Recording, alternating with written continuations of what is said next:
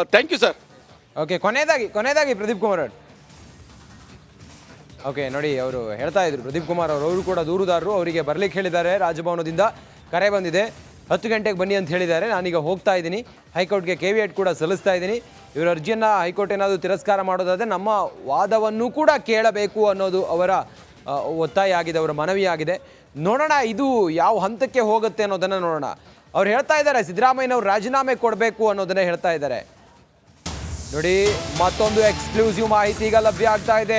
ಸಂಜೆ ಕರೆದಿದ್ದ ಸಚಿವ ಸಂಪುಟ ಸಭೆ ರದ್ದಾಗಿದೆ. ಸಿದ್ದರಾಮಯ್ಯ ಸೂಚನೆಯ ಬೆನ್ನಲ್ಲೇ ಸಭೆ ಕ್ಯಾನ್ಸಲ್ ಆಗಿದೆ. ರಾಜ್ಯಪಾಲರನ್ನ ಭೇಟಿ ಮಾಡ್ತಾರೆ ಡಿಕೆ ಶಿವಕುಮಾರ್. ಮಧ್ಯಾಹ್ನ 12:15 ಡಿಕೆ ಶಿವಕುಮಾರ್ ಭೇಟಿ ಆಗ್ತಾರೆ ರಾಜ್ಯಪಾಲರನ್ನ. ಸಂಜೆ ಸಚಿವ ಸಂಪುಟ ಮೀಟಿಂಗ್, ಕ್ಯಾಬಿನೆಟ್ ಮೀಟಿಂಗ್ ಇತ್ತು, ಅದು ಕ್ಯಾನ್ಸಲ್ ಆಗಿದೆ. ಸಿದ್ದರಾಮಯ್ಯ ಅವರು ಸೂಚನೆ ಕೊಟ್ಟಿದ್ದಾರೆ, ಸಚಿವ ಸಂಪುಟ ಸಭೆ ಆ ನಿಟ್ಟಿನಲ್ಲಿ ಕ್ಯಾನ್ಸಲ್ ಆಗಿದೆ. ಮಧ್ಯಾಹ್ನ 12:15 ಡಿಕೆ ಶಿವಕುಮಾರ್ ರಾಜ್ಯಪಾಲರನ್ನ ಭೇಟಿ ಆಗ್ತಾರೆ. ಮತ್ತಷ್ಟು ಎಕ್ಸ್ಕ್ಲೂಸಿವ್ ಮಾಹಿತಿಗಳು ಲಭ್ಯ ಆಗ್ತಾ ಇದೆ. ಮೈಸೂರಲ್ಲಿ ರಾಜಕೀಯ ಚಟುವಟಿಕೆ ಜೋರಾಗಿದೆ. ಮತ್ತೊಂದು ಕಡೆಯಲ್ಲಿ ಸಿದ್ದರಾಮಯ್ಯ ಬೆಂಬಲಿಗರು ಕಾಂಗ್ರೆಸ್ನಿಂದ ಪ್ರತಿಭಟನೆಗೆ ಕರೆ ಕೊಟ್ಟಿದ್ದಾರೆ. ಮುಂಜಾಗ್ರತಾ ಕ್ರಮವಾಗಿ ಮೈಸೂರಿನಲ್ಲಿ ಹೈ ಅಲರ್ಟ್ ಅನ್ನ ಇಡಲಾಗಿದೆ. ಪ್ರಮುಖ ವೃತ್ತಗಳು, ಕಚೇರಿಗಳಲ್ಲಿ ಪೊಲೀಸ್ ಬಿಗಿ ಬಂದೋಬಸ್ತನ್ನು ಒದಗಿಸಲಾಗಿದೆ. ಮತ್ತಷ್ಟು ಮಾಹಿತಿಯೊಂದಿಗೆ ನಮ್ಮ ಪ್ರತಿನಿಧಿ ವಿನೋದ್ ಈಗ ಸಂಪರ್ಕದಲ್ಲಿದ್ದಾರೆ. ವಿನೋದ್, ಇತ್ತ ರಾಜ್ಯಪಾಲರು ಪ್ರಾಸಿಕ್ಯೂಷನ್ಗೆ ಕೊಟ್ಟಿದ್ದಾರೆ ಸಿದ್ದರಾಮಯ್ಯನವರ ಈ ಮೂಡ ಹಗರಣ. ಮತ್ತೊಂದು ಕಡೆಯಲ್ಲಿ ಮೈಸೂರಿನಲ್ಲಿ ಪ್ರತಿಭಟನೆ ಕಾವು. ಹೇಗಿದೆ ಪರಿಸ್ಥಿತಿ ಮೈಸೂರಿನಲ್ಲಿ? ಹೀಟಪ್ ಆಗಿದೆಯಾ?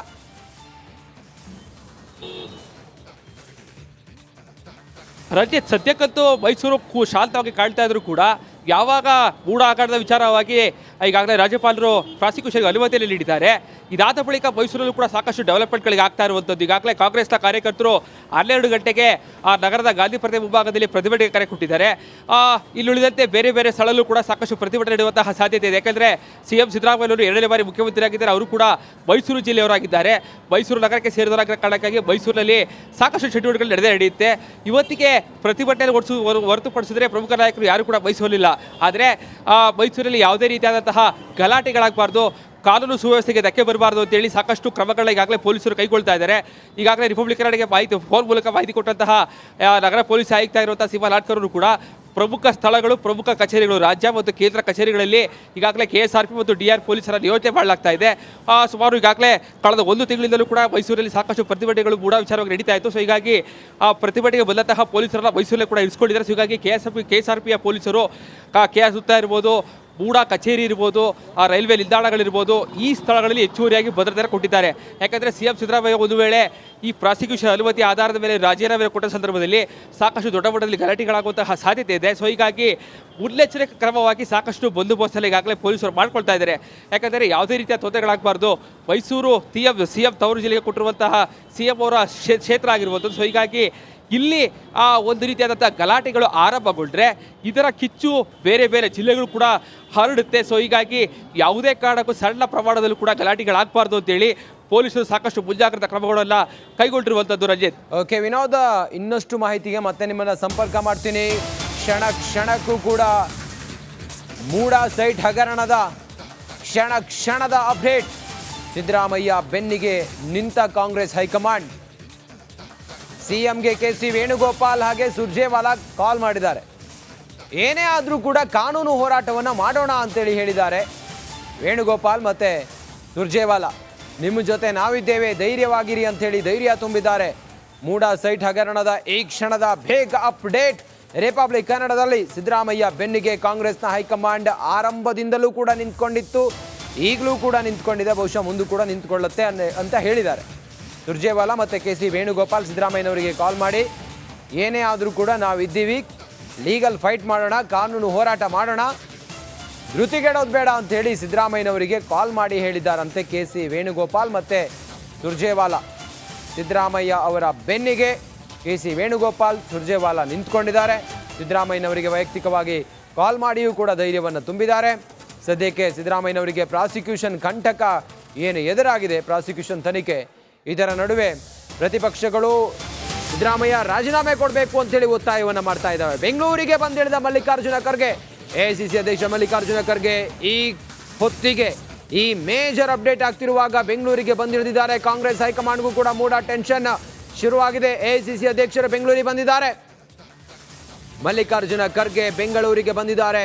ಇದು ಕ್ಷಣದ ಮೇಜರ್ ಅಪ್ಡೇಟ್. ಮತ್ತಷ್ಟು ಮಾಹಿತಿಯೊಂದಿಗೆ ಈಗ ನಮ್ಮ ಪೊಲಿಟಿಕಲ್ ಬ್ಯೂರೋ ಹೆಡ್ ವಿಜಯ್ ಈಗ ನೇರ ಸಂಪರ್ಕದಲ್ಲಿದ್ದಾರೆ. ವಿಜಯ್, ಅಲ್ಲೋಲ ಕಲ್ಲೋಲ ಆಗ್ತಾ ಇದೆ. ಎಐಸಿಸಿ ಅಧ್ಯಕ್ಷರು ಬಂದಿಳಿದಿದ್ದಾರೆ ಬೆಂಗಳೂರಿಗೆ. ಏನಾಗ್ತಿದೆ ಕಾಂಗ್ರೆಸ್ ಪಾಳೆಯದಲ್ಲಿ ಈ ಹೊತ್ತಿಗೆ ವಿಜಯ್?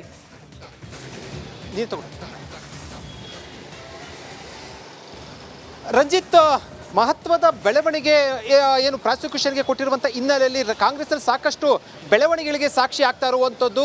ಒಂದು ಕಡೆ ಮುಖ್ಯಮಂತ್ರಿ ಸಿದ್ದರಾಮಯ್ಯ ಅವರು ಸಚಿವರುಗಳ ಜೊತೆ ನಿರಂತರ ಸಭೆಯನ್ನು ನಡೆಸ್ತಾ ಇರುವಂಥದ್ದು, ಮತ್ತು ಸಂಜೆ ಕರೆದಂಥ ವಿಶೇಷ ಸಚಿವ ಸಂಪುಟ ಸಭೆಯನ್ನು ದಿಢೀರ್ ರದ್ದು ಮಾಡಿರುವಂಥದ್ದು. ಇದರೆಲ್ಲ ಬೆನ್ನಲ್ಲೇ ಕೂಡ ಹೈಕಮಾಂಡ್ ಎಂಟ್ರಿ ಆಗಿರುವಂಥದ್ದು. ಮಲ್ಲಿಕಾರ್ಜುನ ಖರ್ಗೆ ಅವರು ದೆಹಲಿಯಿಂದ ಪ್ರಾಸಿಕ್ಯೂಷನ್ಗೆ ಅನುಮತಿ ಕೊಟ್ಟ ನಂತರ ಆಗಮಿಸ್ತಾ ಇರುವಂಥದ್ದು. ಮಲ್ಲಿಕಾರ್ಜುನ ಖರ್ಗೆ ಅವರು ಮುಖ್ಯಮಂತ್ರಿ ಸಿದ್ದರಾಮಯ್ಯ ಅವರ ಜೊತೆ ಸಭೆ ನಡೆಸುವಂಥ ಸಾಧ್ಯತೆ ಇರುವಂಥದ್ದು.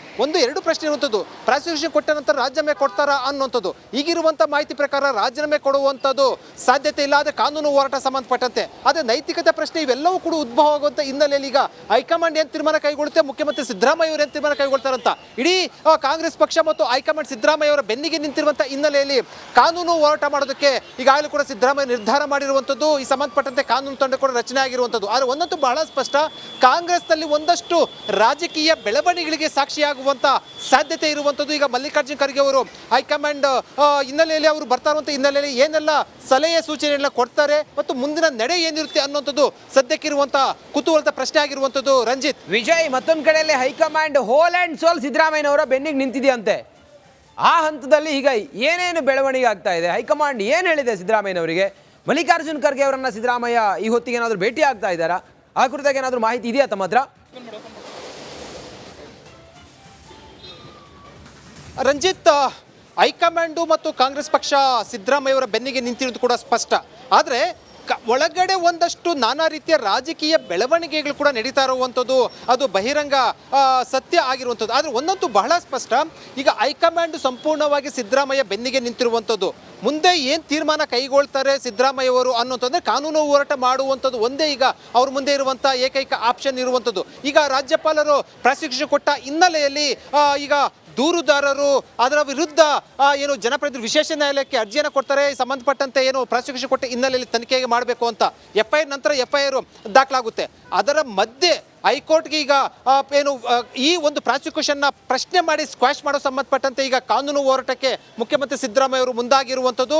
ಒಂದು ವೇಳೆ ಹೈಕೋರ್ಟಲ್ಲಿ ಏನಾದರೂ ಕೂಡ ತಡೆ ಸಿಕ್ಕಿದ್ರೆ ಅಥವಾ ಸ್ಕ್ವಾಶ್ಗೆ ಸಂಬಂಧಪಟ್ಟಂತೆ ಏನಾದರೂ ಕೂಡ ಆದರೆ, ಇಲ್ಲಾಂತಂದರೆ ಒಂದು ವೇಳೆ ತಡೆ ಏನಾದರೂ ಕೂಡ ಸಿಕ್ಕರೆ ಪ್ರಾಸಿಕ್ಯೂಷನ್ಗೆ, ಆಗ ಸಿದ್ದರಾಮಯ್ಯ ಅವರು ಬಚಾವ್ ಆಗ್ತಾರೆ ರಾಜಕೀಯವಾಗಿ. ಆದರೆ ಒಂದು ವೇಳೆ ಹೈಕೋರ್ಟ್ ಅದನ್ನು ನಿರಾಕರಣೆ ಮಾಡಿದ್ರೆ, ಅರ್ಜಿಯನ್ನು ಪುರಸ್ಕಾರ ಮಾಡಲಿಲ್ಲ, ತಡೆ ಕೊಡಲಿಲ್ಲ ಅಂತಂದರೆ ಒಂದಷ್ಟು ನೈತಿಕವಾಗಿ ರಾಜಕೀಯವಾಗಿ ಒಂದಷ್ಟು ಸಂಕಷ್ಟಕ್ಕೆ ಸಿಲುಕುವಂಥದ್ದು. ಈ ಎಲ್ಲ ಬೆನ್ನಲ್ಲೇ ಈಗ ಸಿದ್ದರಾಮಯ್ಯ ಒಂದು ರೀತಿಯಲ್ಲಿ ರಾಜಕೀಯವಾಗಿ ಸಂಕಷ್ಟಕ್ಕೆ ಸಿಲುಕಿರುವಂಥದ್ದು. ಹೈಕಮಾಂಡು ಸಿದ್ದರಾಮಯ್ಯ ಅವರ ಬೆನ್ನಿಗೆ ನಿಂತಿದ್ರೂ ಕೂಡ ಒಂದಷ್ಟು ಪ್ರತಿಪಕ್ಷ ಈಗ BJP ಏನು ರಾಜೀನಾಮೆಗೆ ಆಗ್ರಹಿಸ್ತಾ ಇರುವಂಥದ್ದು, ಸಾರ್ವಜನಿಕವಾಗಿ ಪ್ರಶ್ನೆಗಳು ಎದುರಾಗ್ತಾ ಇರುವಂಥದ್ದು, ನೈತಿಕತೆ ಪ್ರಶ್ನೆ ಬರ್ತಾ ಇರುವಂಥದ್ದು, ಇವೆಲ್ಲ ಹಿನ್ನೆಲೆಯಲ್ಲಿ